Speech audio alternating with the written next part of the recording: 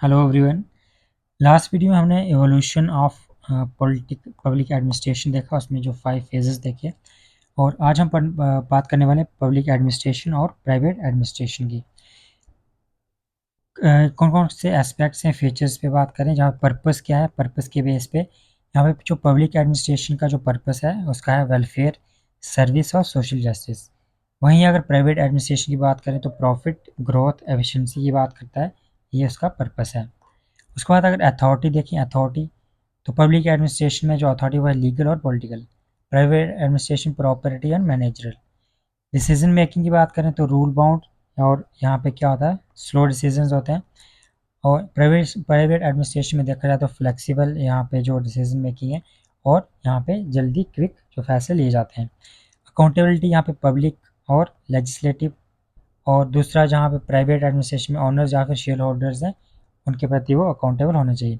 Resources की बात करें तो यहाँ टैक्स पेयर्स का मनी है, वो रिसोर्स है यहाँ पे, वहाँ से जो है जो एक्सपेंडिचर उसका होता है। प्राइवेट एडमिनिस्ट्रेशन में जहाँ पे प्राइवेट फंड्स होती हैं। मोटिवेशन की बात करें तो पब्लिक एडमिनिस्ट्रेशन में जो मोटिवेशन होती है पब्लिक सर्विस की, और प्राइवेट एडमिनिस्ट्रेशन में होती है प्रॉफिट या फिर इंसेंटिव को लेके। स्कोप क्या है, स्कोप नेशनल या फिर स्टेट लेवल का है। प्राइवेट एडमिनिस्ट्रेशन में ऑर्गेनाइजेशन या फिर बिजनेस लेवल। रिस्क की बात करें तो यहाँ पे जो पब्लिक एडमिनिस्ट्रेशन है उसमें लो रिस्क है, लो पर्सनल रिस्क है, फाइनेंशियल रिस्क तो बहुत कम है। और यहाँ पे प्राइवेट एडमिनिस्ट्रेशन में जो हाई फाइनेंशियल रिस्क। इनोवेशन की बात करें तो यहाँ पे जो लिमिटेड ड्यू टू ब्यूरोक्रेसी की वजह से जो पब्लिक एडमिनिस्ट्रेशन में जो इनोवेशन है बहुत ही लिमिटेड है। और प्राइवेट एडमिनिस्ट्रेशन में ज़्यादा है, क्योंकि यहाँ पे इनक्रेज किया जाता है कॉम्पिटिशन के थ्रू, इंसेंटिव्स के थ्रू।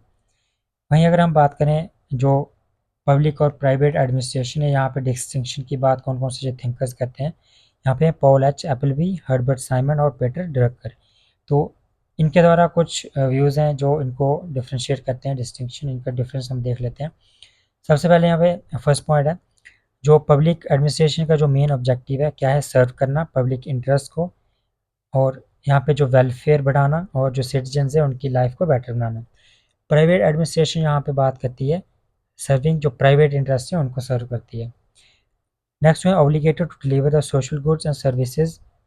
जो सोशल गुड्स या फिर सर्विसेज हैं जैसे हेल्थ, एजुकेशन, जो सब्सिडाइज्ड रेट्स, और इनको डिलीवर करने की क्या होता है, ऑब्लिगेशंस होती हैं इन पे। लेकिन प्राइवेट में यहाँ पे प्रॉफिट जो ओरिएंटेड होते हैं, और वो स्टेप फॉलो करते हैं जैसे cost cutting, down sizing etcetera, जिसकी वजह से क्या होता है, एक्सपेंसेस जो है कम किए जाएँ और एफिशिएंसी को इम्प्रूव किया जाए। ये रूल ऑफ लॉ से बंधे होते हैं, इनको फॉलो करना पड़ता है पब्लिक एडमिनिस्ट्रेशन में। लेकिन प्राइवेट एडमिनिस्ट्रेशन में एज सच कोई यहाँ पे कंपल्शन नहीं है। Warrants transparency and accountability, scrutiny from civil society into public nature of its work.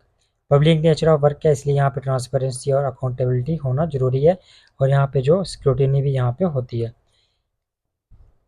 Private administration के केस में ऐसा कुछ नहीं होता है, यहाँ पे not subjected to such intense scrutiny due to private nature of the work. Private काम है तो यहाँ पे इसकी कोई इतनी यहाँ पे स्क्रूटनी नहीं होती।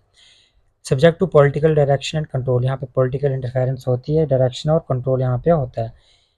प्राइवेट एडमिनिस्ट्रेशन में यहाँ पे मार्केट फोर्सेस गवर्न करती हैं पूरी प्रोसेस को। मच वाइडर इन स्कोप, यहाँ पे स्कोप ब्रॉडर है इनका, और यहाँ पे जो प्राइवेट एडमिनिस्ट्रेशन है यहाँ पे कंपैरेटिवली नैरो इन स्कोप।